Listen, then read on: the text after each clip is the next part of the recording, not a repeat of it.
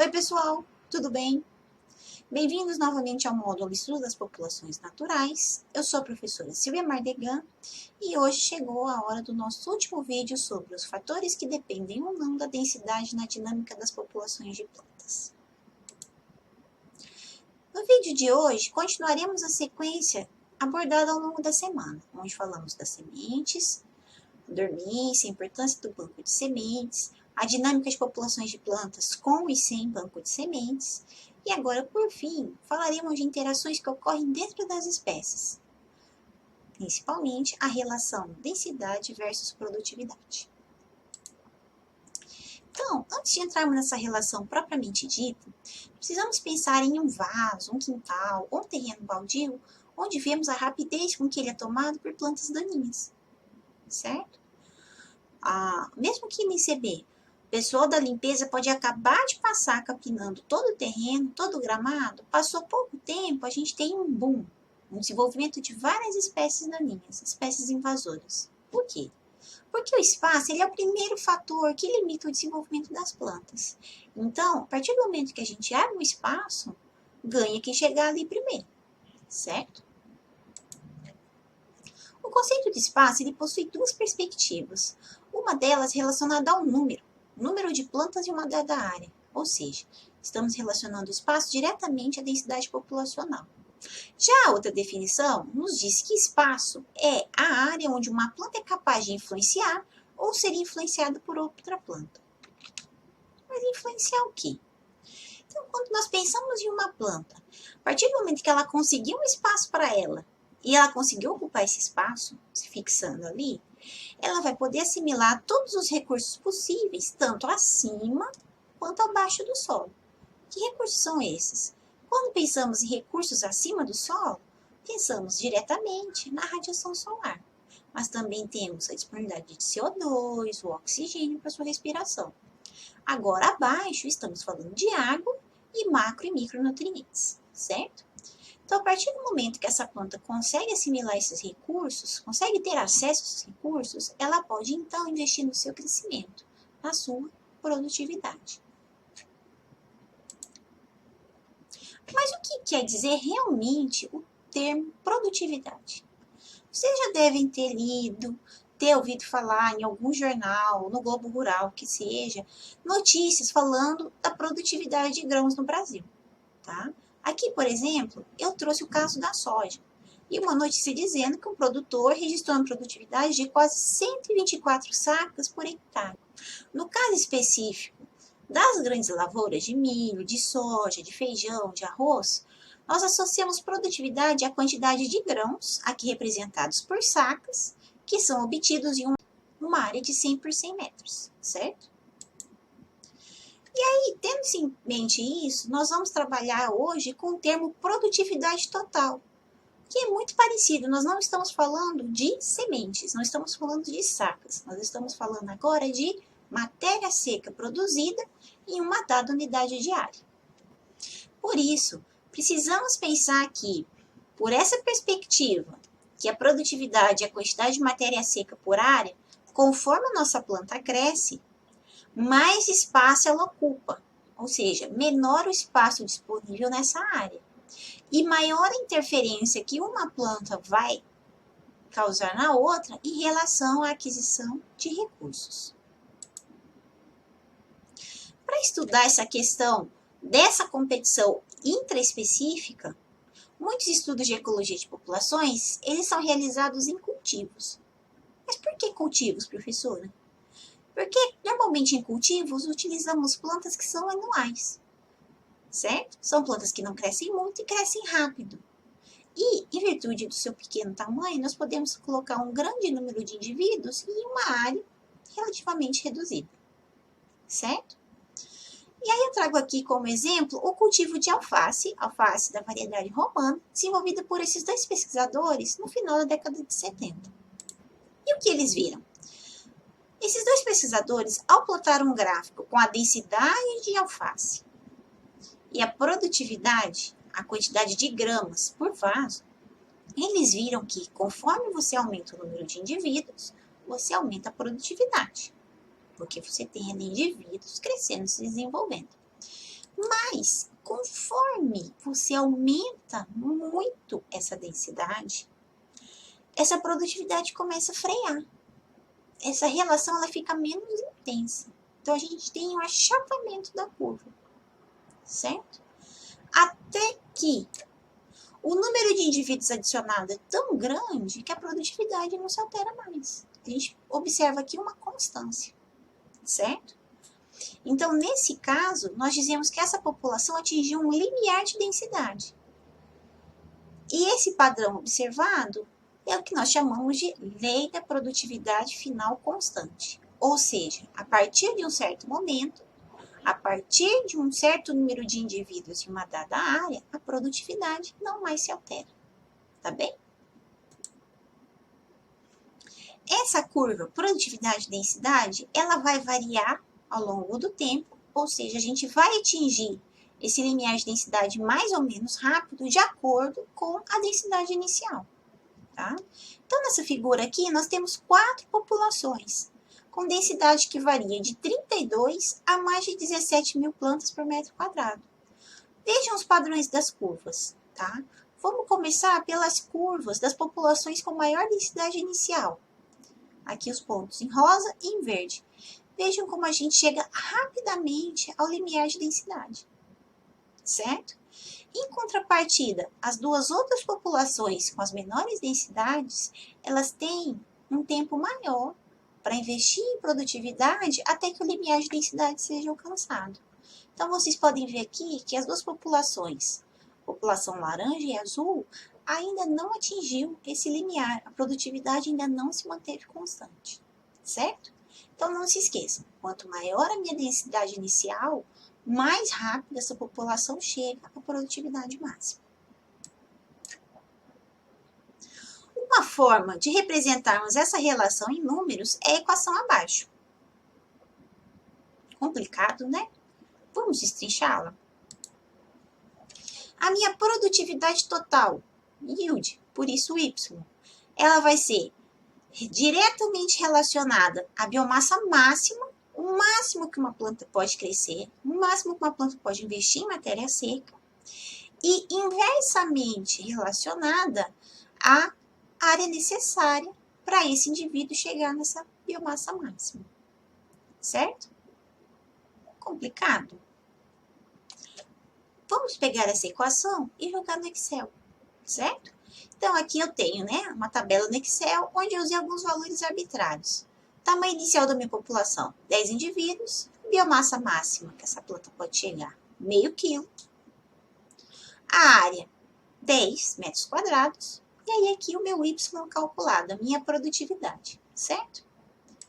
Conforme eu aumento o número de indivíduos, vejam só que a biomassa máxima se mantém a mesma. Essa planta não ultrapassa meio quilo, certo? E a área também não. Vejam que o valor da produtividade ele vai aumentando, mas ele começa a frear, certo? Até que eu chego aqui, ó, em 10 mil indivíduos e vejam só, o meu Y arredondou-se sozinho para 0,05. A partir daqui, quando eu jogo 200 mil, 500 mil, 1 milhão, 3 milhões de indivíduos, olha que coisa, a produtividade ela se mantém a mesma. Ou seja, nós passamos a entender que a partir de 10 mil indivíduos, nós atingimos o limiar de densidade. A produtividade ela vai ser independente do número de indivíduos naquela área. Ao plotar esses valores em um gráfico, vejam só, nós temos aquele gráfico da lei de produtividade final constante, certo? No início, conforme eu aumento o número de indivíduos, nós temos esse crescimento abrupto, que vai então se freando, até a gente começar a ter a produtividade constante, certo? A única diferença do gráfico em relação aos números da tabela é que esse limiar foi atingido aqui com 1000 indivíduos. Por que isso aconteceu? Simplesmente pelo número de casos após a vírgula, certo? Se a gente diminuir o número aqui, com certeza a partir de 1000, esse valor também não vai se alterar, ok? Então, o que nós precisamos ter em mente com esse gráfico? Que conforme o tamanho da população aumenta, conforme essa população se torna aglomerada, o número de indivíduos vai parar de afetar a produtividade. Igual vocês podem ver aqui na equação, a gente pode eliminar o fator número de indivíduos. O que a gente vê agora é que a produtividade está relacionada diretamente com a biomassa e inversamente com a área, certo? Então, agora se a gente deixar de pensar na biomassa máxima, o máximo que o indivíduo pode crescer, e passarmos a considerar a biomassa média, qual é a biomassa que a gente observa naquela população, a gente vai ver que ela é, então, calculada como a razão entre a produtividade daquela área e o número de indivíduos, certo? Jogando isso, então, na nossa equação, como que a gente consegue chegar na biomassa média, já que a gente só tem a biomassa máxima? Vejam só, biomassa média é Y por M. Vamos dividir toda a equação por M? Dividimos. Olha o que a gente tem. A gente consegue fazer alguns cortes e vejam só. Então, agora, Y sobre M é igual a minha biomassa média. Então, vejam, a minha biomassa média vai depender daquela biomassa máxima que eu poderia ter e da área vezes o número de indivíduos, certo? Ou seja, se eu tenho poucos indivíduos, a minha biomassa média ela pode ser muito próxima ou a mesma coisa da minha biomassa máxima. Mas conforme eu vou adensando aquela população, conforme eu vou aglomerando aquela população, a gente já não consegue ter a biomassa máxima, certo? Então, a gente vai ter uma diferença entre a biomassa máxima e a biomassa média, ok?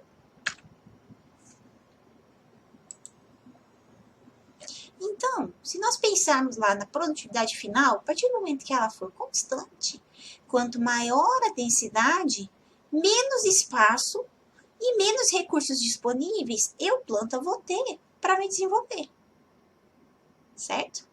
Então, quanto mais indivíduos, menor a área e menor a influência de uma planta sobre a outra, menor a alocação de biomassa. Certo? Então, nós observamos o seguinte, conforme eu aumento o número de plantas em uma área, conforme eu aumento a densidade, eu vou ter uma redução na produtividade, tá? Na minha biomassa média por planta. Ou seja, se eu tenho uma área e nessa área eu tenho 6 pés de alface, eles conseguem atingir o seu tamanho, a sua biomassa muito próxima àquela biomassa máxima. Conforme eu aumento o número de indivíduos na área, eles já não conseguem chegar àquele tamanho máximo potencial. Já não conseguem alocar toda a biomassa esperada. E quando eu diminuo mais ainda o espaço disponível, ou seja, quando eu aumento a densidade, a biomassa já não vai variar tanto, certo? Então, se vocês observarem, essa figura ela é como se nós botássemos um espelho naquela figura anterior da produtividade. Nós também atingimos um limiar, mas no caso aqui agora de biomassa média, ok? Então, quanto mais indivíduos em uma área, menos eu tenho biomassa sendo acumulada, até que essa variação se torne insignificante. Então, falando dessa questão da relação entre a produtividade e a densidade, os estudos foram realizados em uma série de cultivos. Lembre-se, cultivos esses com ciclo de vida anual. E a maioria deles segue a lei da produtividade final constante. E aí o que acontece? É realizada a colheita e a medição de todo o indivíduo no final do experimento, certo? Eu vou lá, no caso, por exemplo, do experimento de alface, e mato todos os meus pés de alface para saber a biomassa de cada pé de alface por vaso. Tá? Então, imagine agora, se ao invés de eu trabalhar só com pé de alface, matando por completo e pesando a sua biomassa total, eu passe a querer saber o quanto de biomassa de matéria seca foi investida em folha ou em raiz. Será que vai ser a mesma coisa? Ou se não, imaginem que eu faço um experimento com os meus vasos de alface e ao invés de utilizar o mesmo tipo de solo ou a mesma condição de irrigação, eu vario as condições de crescimento. Será que isso vai afetar a produtividade final? A resposta é sim.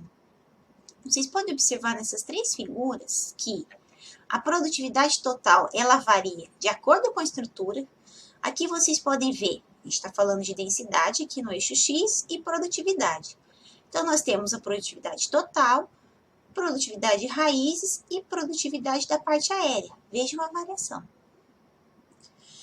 A curva da razão, produtividade, densidade, ela varia de acordo com o tamanho da estrutura. Então, vejam que interessante. Quando a gente pega a raiz como um todo, mata a planta, mata o pé de alface, lava, seca e pesa toda a raiz, eu tenho aquele padrão bonitinho da lei de produtividade final constante. A partir do momento que eu trabalho com raízes menores e raízes maiores, vejam só como eu tenho diferença nessa resposta, certo? E além disso, sim, essa curva produtividade-densidade, ela está fortemente influenciada pelo tipo de condição de crescimento. Então, vocês veem aqui um experimento com milho, tá? Então, no caso aqui, a gente está falando da produção de grãos de milho, onde os autores trabalharam com concentrações elevadas, o normal e pouco nitrogênio no solo. Vejam como cada resposta foi diferenciada, certo? E por fim, essa nossa relação produtividade total e densidade, ela também tem um outro porém. Não é apenas que ela varia entre estruturas ou em diferentes condições de desenvolvimento dessas plantas. Essas equações que nós vimos até agora, elas são apropriadas para populações que têm a mesma idade e que são mostradas juntas. Como no caso que eu falei agora há pouco. Eu termino meu experimento com pé de alface, eu vou lá e mato todo mundo, certo? E além disso, essas equações, esses experimentos, eles não mostram para a gente como que a biomassa média pode variar ao longo do tempo se a gente tiver uma mudança na densidade da população em função da mortalidade de alguns indivíduos. Vejam só, trabalhos com cultivos, nós temos indivíduos sendo semeados em baixa densidade. Lembre-se que, por exemplo, os agricultores utilizam semeadeiras. Isso vai levar a uma redução na competição, na influência de um indivíduo sobre o outro para a aquisição de recursos, assim como no desperdício de sementes. Nós vimos a dificuldade da semente em emergir, em germinar, né, e chegar à sua fase adulta quando chega no solo. Então, a partir do momento que eu trabalho com sementes com certo espaçamento, a gente reduz essa competição. Só que isso é para um cultivo. A população natural, veja só, isso aqui é uma área delimitando um banco de sementes. A gente não tem um limite inicial de densidade. Eu não posso dizer que na floresta do Tinga eu tenho uma área de 1 metro quadrado, 5 sementes no banco, certo? Pode acontecer isso aqui. Em uma área, por exemplo, de 1 metro quadrado, eu posso ter áreas sem nenhum indivíduo, como eu posso ter áreas com uma alta densidade populacional, certo? E aí, um outro fator que nos chama a atenção é que em populações naturais, perenes, nós temos uma plântula com uma biomassa bem reduzida, mas que pode chegar, por exemplo, a ser uma sequoia adulta, apresentando uma grande quantidade de biomassa alocada ao longo do tempo. Então, nós temos uma variação muito grande entre estágios. Então, se nós fôssemos seguir aquela equação da lei da produtividade constante, primeiramente, nós não temos a biomassa variando ao longo do tempo. A gente está falando de biomassa máxima potencial, a gente está falando de número de indivíduos e área. Se a gente fosse seguir isso aqui na natureza, a população ela aumentaria infinitamente. E aí a gente passaria a ter indivíduos infinitamente pequenos dentro daquela área. É o que acontece? Não. Tá? Então, o que a gente realmente vê é que nós temos o aumento do número de indivíduos, levando à aglomeração. Chegou um momento que eu não tenho mais espaço. ou tem uma competição tão intensa por recursos que nós passamos a ter a morte de indivíduos. Agora sim, tendo a morte de indivíduos, a minha densidade diminui com o tempo, e aí então essas plantas podem investir em produtividade, podem investir na alocação de biomassa.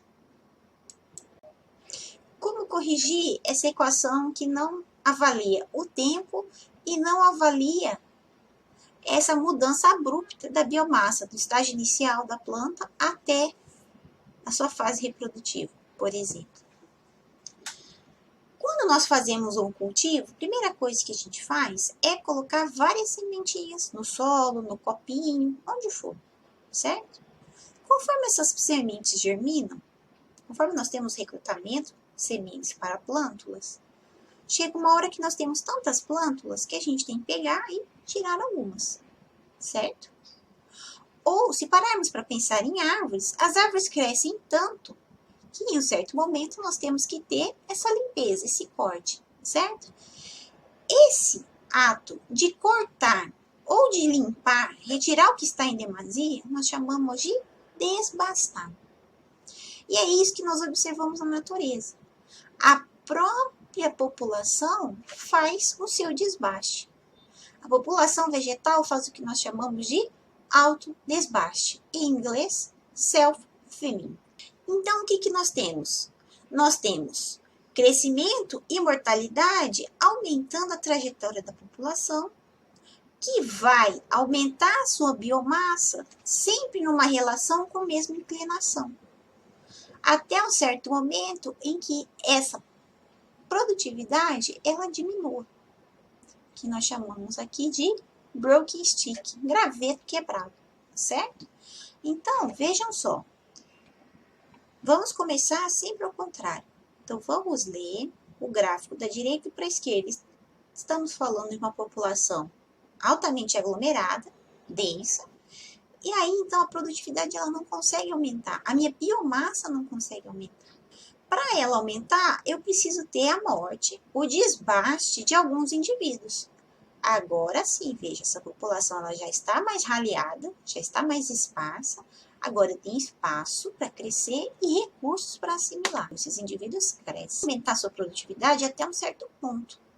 Passou daqui, mais indivíduos têm que ser eliminados. De novo, a gente tem o autodesbaste acontecendo aqui. Vejam o tamanho dessa população. Até que eu chegue à minha biomassa máxima, que seria, no caso aqui, se eu tivesse um indivíduo apenas. Lembrem-se que para a gente conseguir aumentar a biomassa até o máximo, nós temos que ir perdendo indivíduos. Então, fica sempre essa dica. Não se esqueçam de ler o gráfico ao contrário do que vocês estão acostumados, tá bem?